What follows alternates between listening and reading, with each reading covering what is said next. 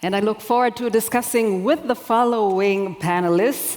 First of all, we have Tracey Kirkland. She is the continuous news editor at ABC News, the Australian Broadcasting Corporation. Welcome to the GMF stage.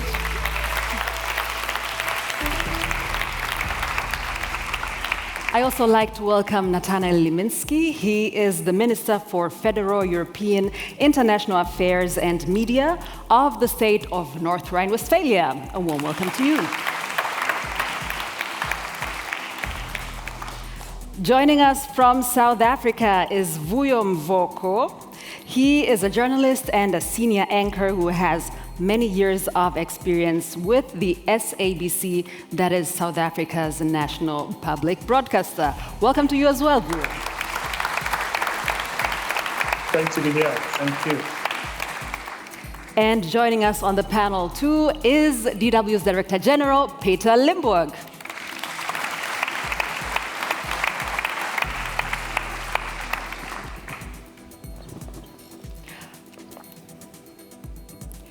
All right, so we've heard a lot about where the trends in news consumption are going. What I would like for us to do is first to take a look at why we need to have public broadcasting services, if we will need them in the future at all. So Tracey, I want to start with you. ABC News was founded about 90 years ago, and back then you probably had no competition. But what role does the ABC play right now in the landscape of Australia? Thanks for that question. Well, we are 90 years old. We just celebrated our 90th birthday. And I have to say, being in this room with the most amazing and I would say very brave journalists, I feel extremely privileged because I live in a country where we have free media, where we can critique our government openly and quite freely without... We might get some online abuse, yes, and we certainly have our opposers, but we can speak quite freely. And so that is a very privileged position to be in.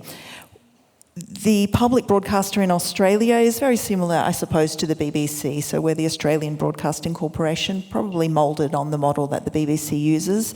We are an independent television, radio, digital, online service now after 90 years, and we are proudly independent of the government but funded by the taxpayers.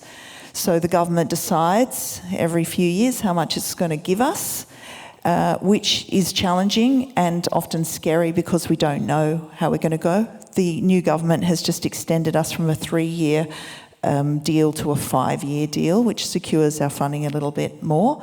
We get about $300 million a year to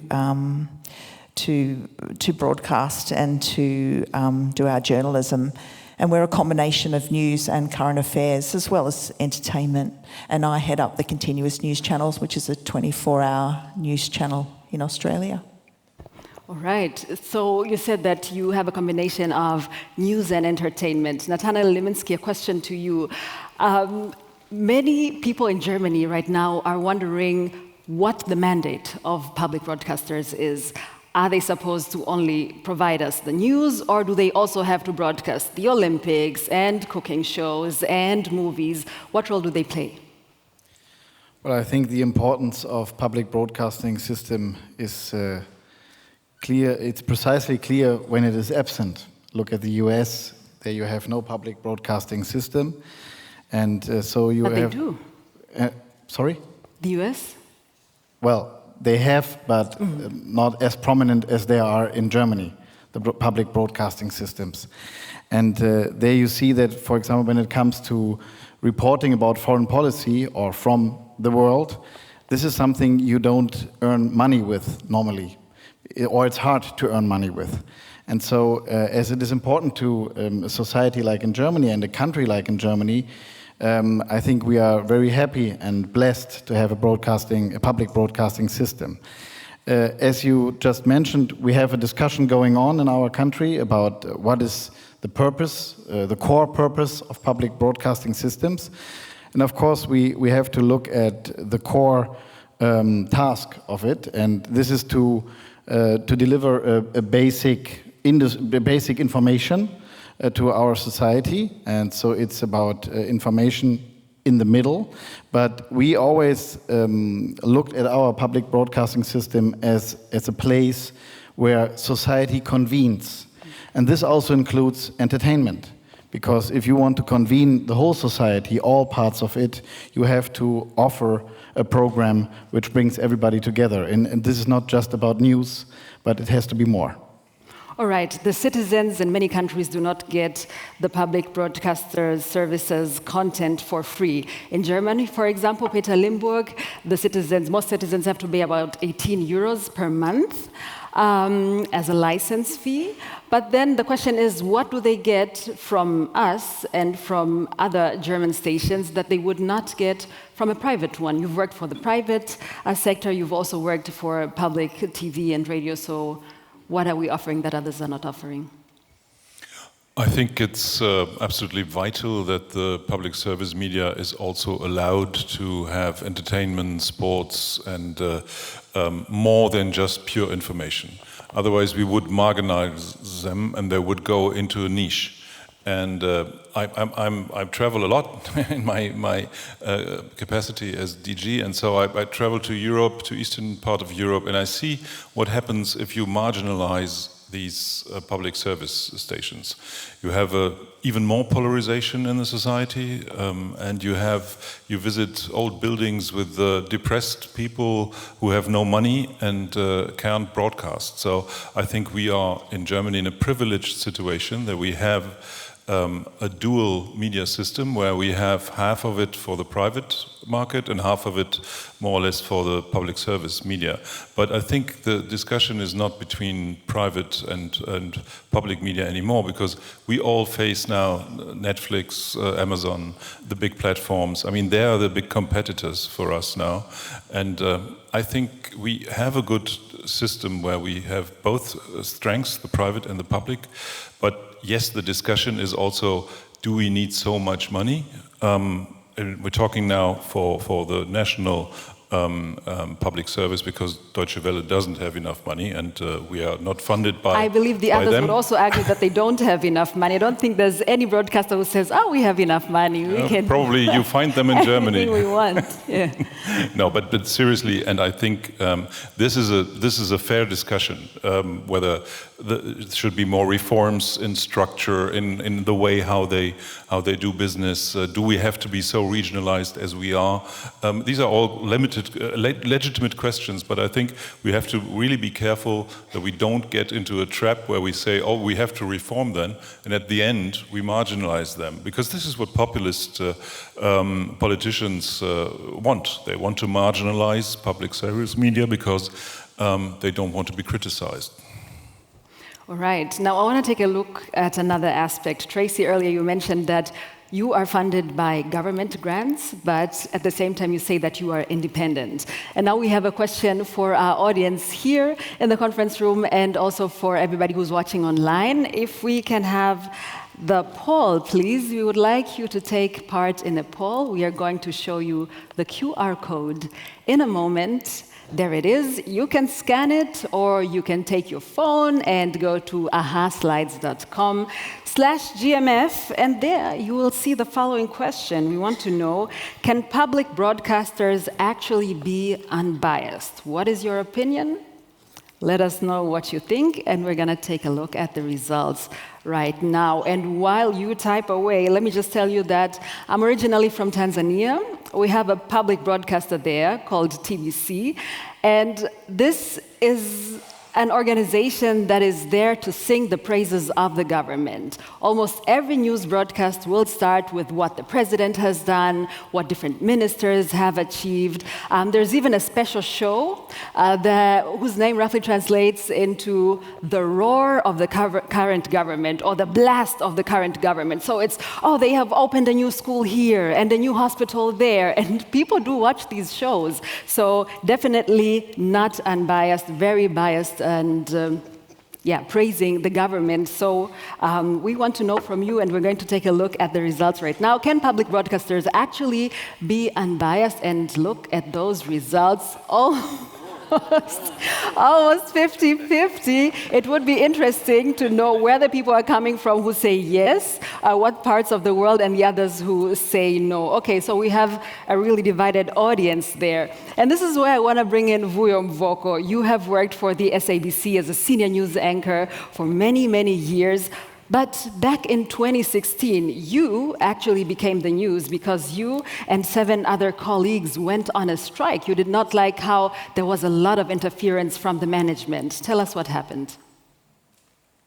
Well, first, apologies. I couldn't really join you guys in person. It was indeed very unfortunate. But back to your question. It was a bad time for the national public broadcaster, because even though over the years we had gone through, some difficulties, there would be a head of news today coming with their own worldview, wanting to change things and wanting to, the national public broadcaster to effectively stop being a national public broadcaster, but to serve the interests of the elite, and in particular your ruling elite. But it had never gone to the point where things had never gone to the point where they went in 2016. And we then had protests as people who were working for the national public broadcasters. But of course, our cries were not being heard. It was just a protest that was dubbed as something internal for the SABC to resolve, when in fact it was about what that corporation was about, which is to inform South Africans, to disseminate information, to entertain them, to educate them, and so on and so forth. And all those things were being compromised. Within the newsroom, journalists were being told what to cover and what not to cover.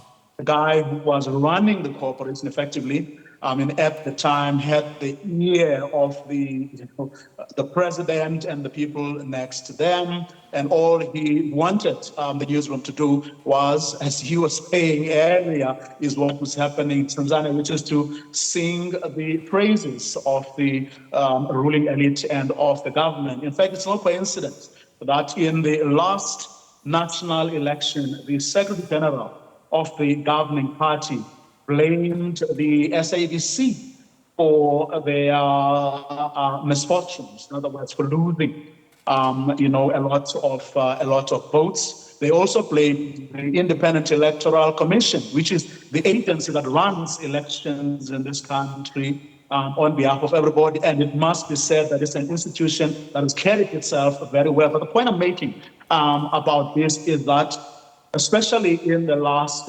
few years, it has become common for politicians to actually blame your SABCs, your independent electoral commissions, for their misfortunes. But that's because, in my view, we have been trying as hard as it has been at times to actually do our work. So back then, we agitated for Vuyo, I'll get back to you. Which is allowed in terms of parliamentary rules, and that's what actually changed things quite a lot. But of course, we're nowhere near where we would want to be. But that process exposed a lot of the wrongs that were going on at the time. Okay, so and things of course, are changing slowly, a little bit, but things are happening at the moment to try and change the situation.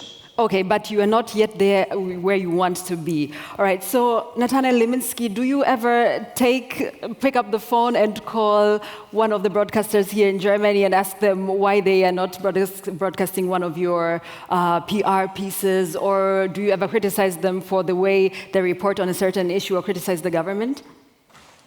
No, that's why we have a spokesman. No, sorry.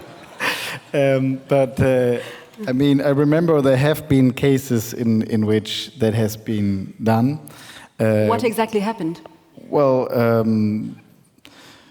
politicians called up the group of journalists which made a piece of news. normally they don't make good experience with that, because in the end it's getting worse. And I think that's right, because of course independent journalism is a core pillar of a stable democracy. So we all should be proud of having independent journalists, and we are very interested in having that, because we are very interested in having a stable democracy here in our country.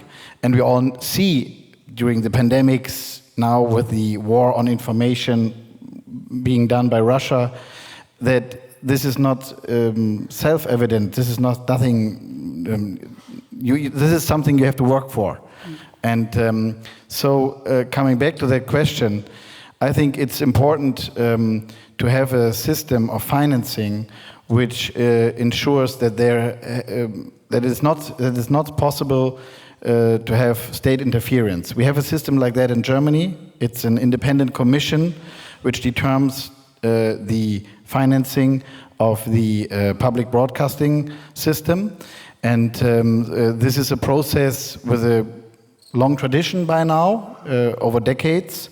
And we have made good experiences with that, because the Commission really takes its role very seriously in examining if the order of the public broadcasting system are right or not. And so I think there has grown a lot of trust in that Commission, and that's a system which until now has been very stable. And so I always argue that if we should be very interested in having clear procedures, clear responsibilities when it comes to the question how to finance a public broadcasting system.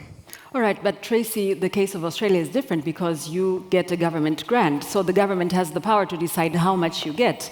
How do you protect yourselves from interference? Well, the recent government before this one actually put a pay freeze, or a freeze on the amount of money that we could have, which essentially is a cut, because as costs go up, and our costs went up considerably, and we're in digital transformation, and that costs money, we essentially were losing money, and we had to restructure, we had to make redundancies, and they're the decisions that we have to make. But at the end of the day, the government does decide. Obviously, we lobby and try and get as much money as possible, because the more money we have, the better job we can do. But we prioritise the most important things, because an independent public broadcaster is about engaging the whole of Australia in Australian stories. And we need to, we've got news avoidance, the same as everyone else. We've got drop-offs in our linear television and radio, or our traditional broadcasting, and we're moving very quickly. We're pivoting to digital. And so we've got to make decisions about how we can best tell these stories, what platforms we should be on, how we can make sure we reach as many Australians as possible with news that's independent. Oh, we're certainly on TikTok. Yeah. We're still on all the traditional platforms, but they're on a nosedive. Our traditional nightly 7 p.m. news is on a sharp nosedive. And so the continuous news platforms are pretty steady at the moment, but we're now live streaming those. We're segmenting those for YouTube. We have YouTube channels. We have 2 YouTube channels. We have an iView channel, which is our own platform. We're also now on TikTok. We're on Instagram. We have a vertical video team. And also, we've just announced this week we've got a new climate change team. We've got a new Indigenous team, because this year for Australia, our big story is The Voice, and whether Australians are going to vote to allow Indigenous people to have a voice to Parliament, which will be enshrined in our Constitution. So that is the huge story for Australia this year. So all of those are our priorities at the moment, and we take our government grant, which thankfully has now got 5 years in it, and we decide what we're going to prioritise, saying that just this week we made 40 people in our News and Current Affairs division redundant. That announcement happened as I flew here. But we are going to rehire 26 people in our digital space, which gives us a saving as well to help fund the things that we want to do going forward. Yeah. So it looks like you are facing similar challenges as DW, because just this year, Director General Peter Limbourg had to announce that to the end of the year, about 200 to 300 people will lose their jobs, mainly freelancers. All right, you will correct me if I'm wrong, No. but I know that was figures are not the initial 100% correct. information. And also, as Tracey said, you will have to prioritize. The German TV channel will be shut down. The sports desk is also losing most of its budget. So, to me, it looks like DW will no longer be able to fulfill its mandate if we say that we're even cutting down news channels. Well, I have a different view, and first of all, yes, we have to save 20 million euros. So this is not possible by not affecting our workforce, and this is sad for the journalists who have been working there.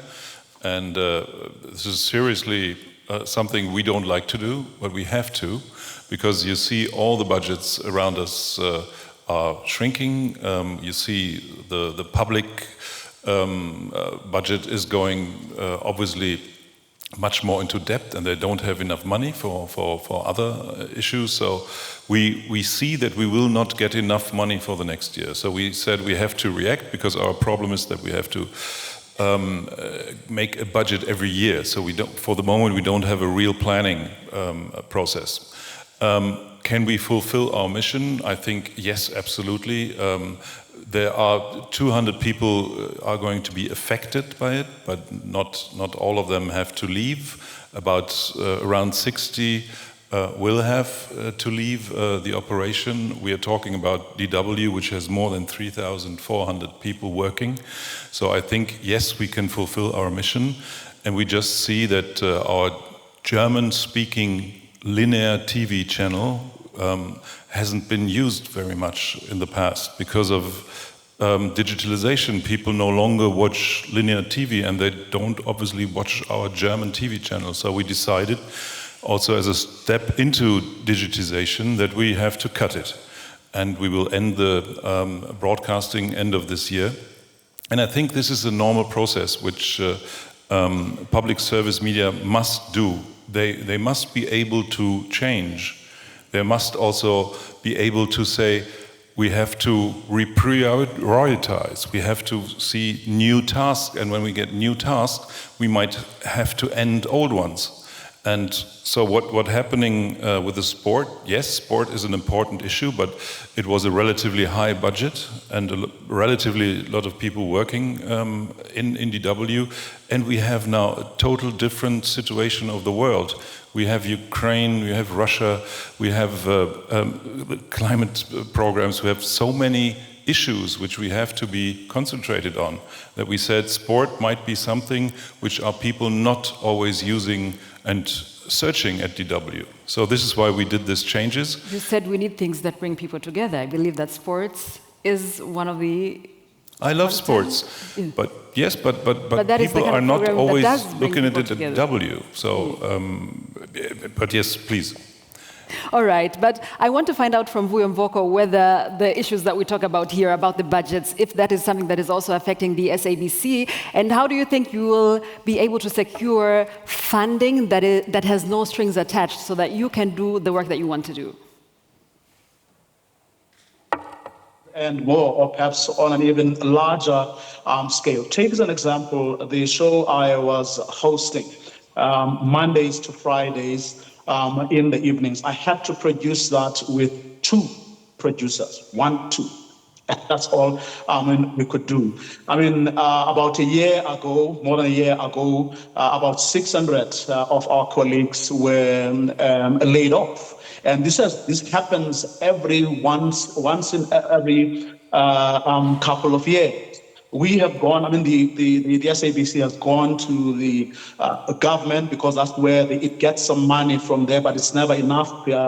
It's supposed to get money from licenses as well, but people don't pay. You have a very high unemployment rates in our country, so people don't pay their licenses. So it's something between, only about, I think, less than 3% of the SABC's revenue actually comes from the government. So they have to go commercial, selling at the start. If you continue, your staff complement continues to being depleted, you are unable to meet your obligations, and more competition is being introduced. Yet the mandate of the National Public Broadcaster has never changed. You have 4 television channels, You have 18 radio stations in all the countries, 11 official languages, plus several other commercial and regional radio stations. That mandate remains, and to sustain that requires deep pockets, which the SABC doesn't have.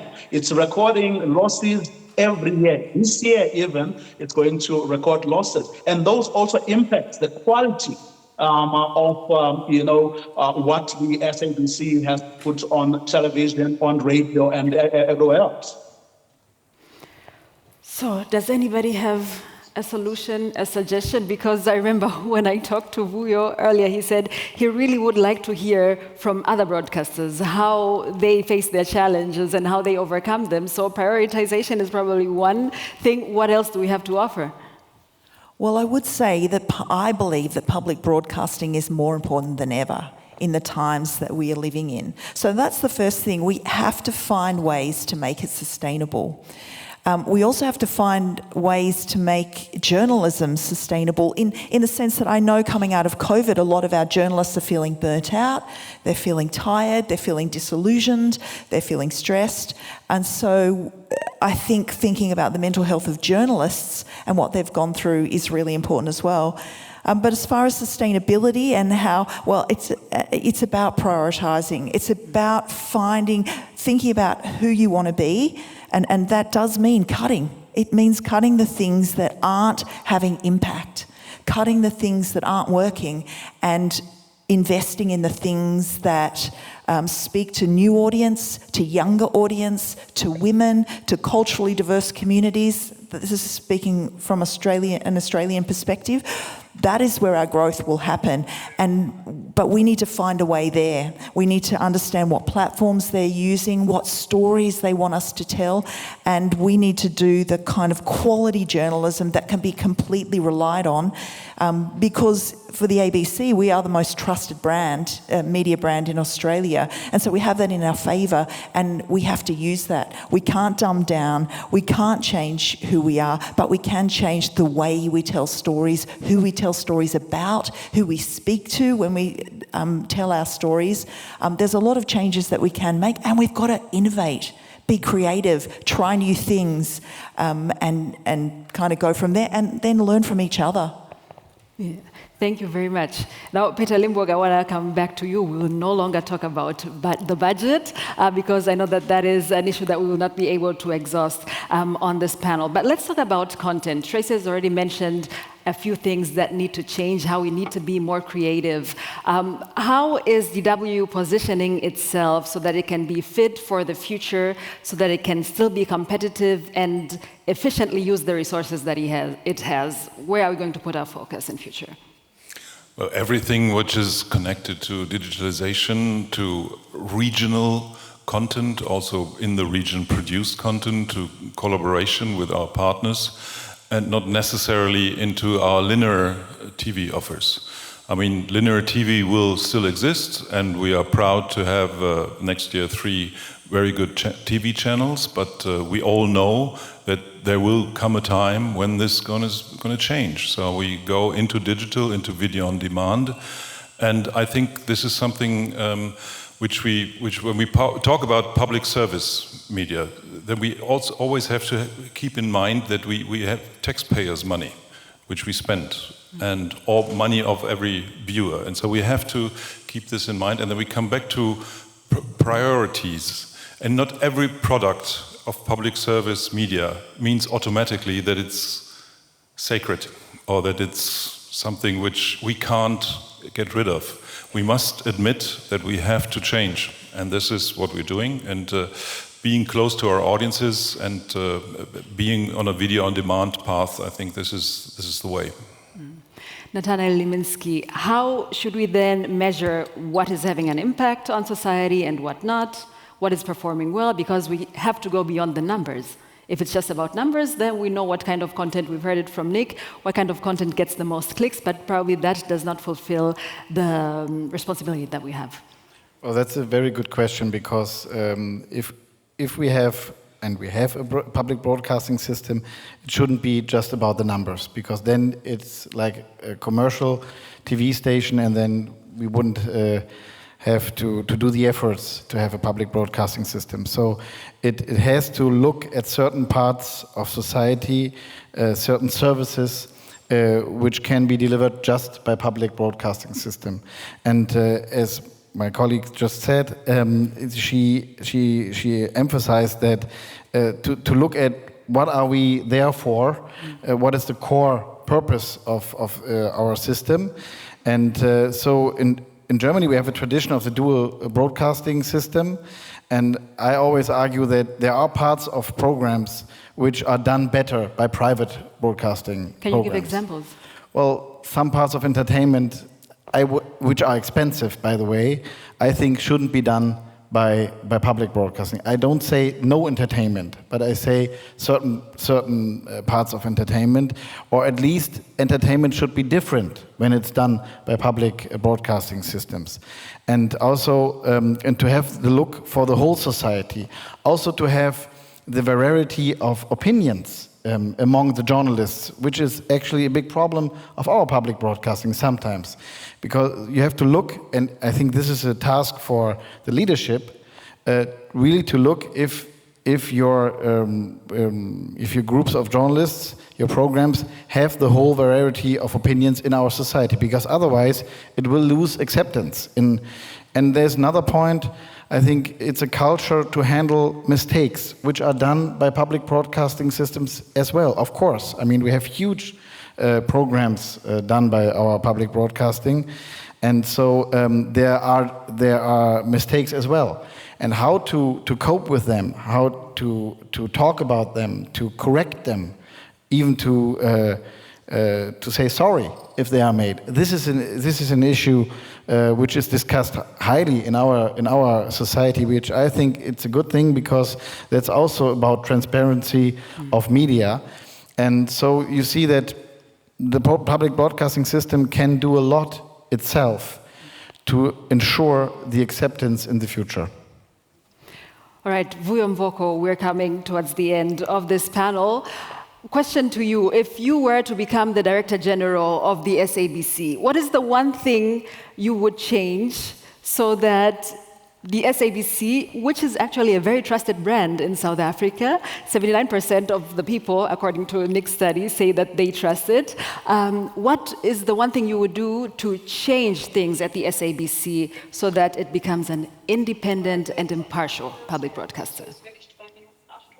Well, I don't think any chief executive officer of the South African Broadcasting Corporation or head of news within the SABC would ever be able to deal with the many problems that need to be solved. Because for as long as the national public broadcaster is almost entirely at the mercy of politicians for it to do the things that it is supposed to do, nothing is ever going to change for the better. Take a very quick example.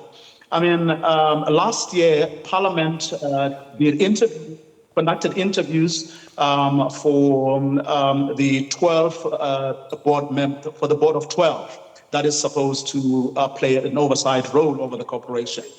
And Parliament did their work, and once it was done, then they have to recommend to the president.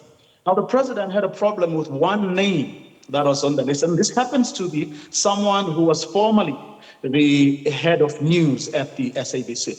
The whole thing got stuck for more than 4 months. The SABC went without a board, which is a big problem.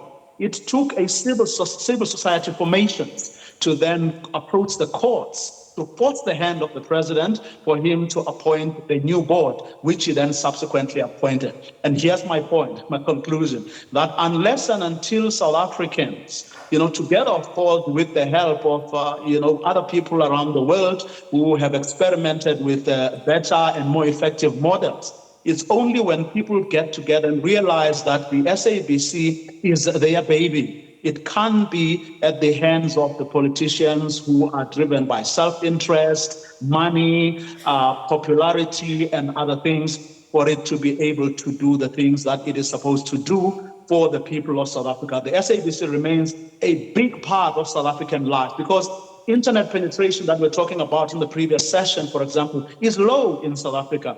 Data is very expensive. So people don't use their gadgets to watch news. They do other things that help them go on with their lives. So it's a long way to go. And I think whenever I'm appealing to the world out there, when South Africans knock at your doors, as we did, for example, as the SABC back those years ago, and visited Deutsche Welle and other broadcasters to learn more, open your doors to us. And and I'm not speaking for South Africa only. I mean, across the continent, I mean, this is a very familiar problem. In fact, if anything, South Africans are probably in a much better position compared to many other jurisdictions across the continent.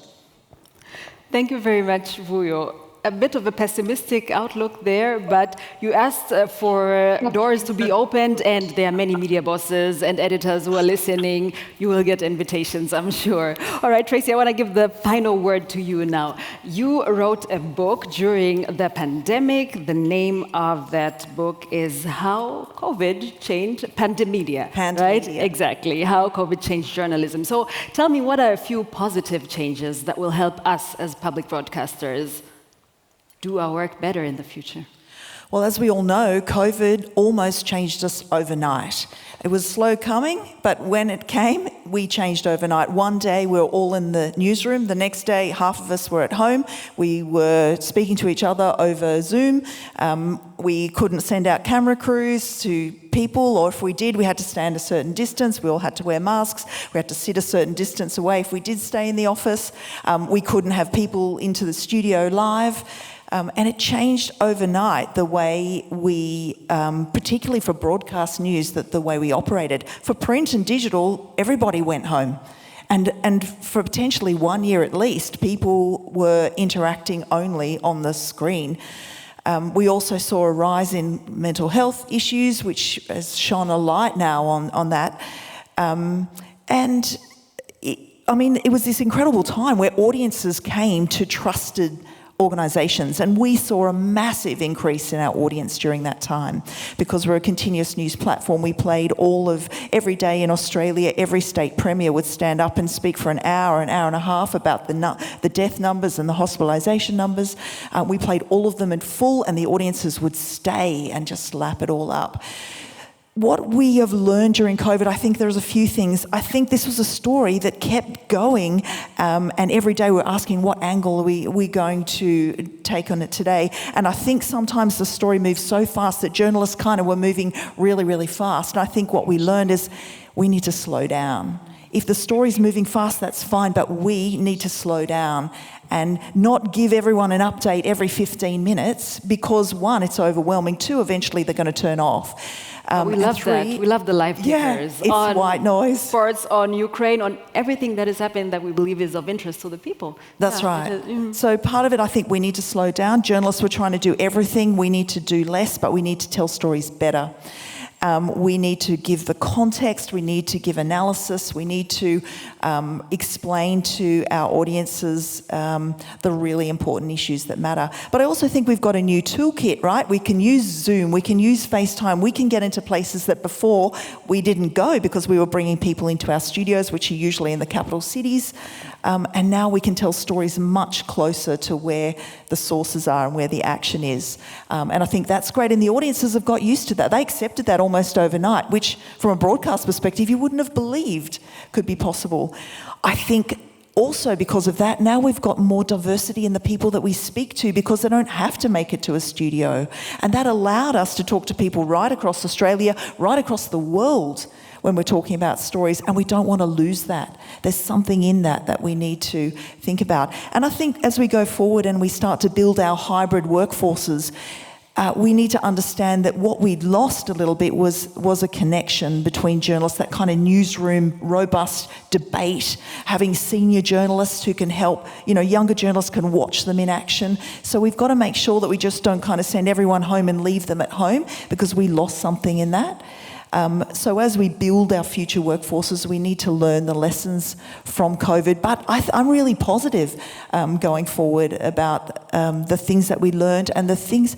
I'll just say lastly, the other thing. Briefly, please. Yeah, really quickly is COVID was a story that just went on and on and on, and journalists aren't great with those kind of stories. They like something that happens, we can sort it out, we can tell you within 2 or 3 days exactly what happened. But we've got a few of these stories. We've got the Ukraine war, we've got climate change, and we need to think about ways that we can tell long stories, because sometimes journalists aren't great at that. Thank you very much. That was my panel, ladies and gentlemen. Thank you very much, Tracey Kirkland. Thank you, Nathanael Liminski and Peter Limbourg. And Vuyo Mvoko, thank you for joining us from South Africa.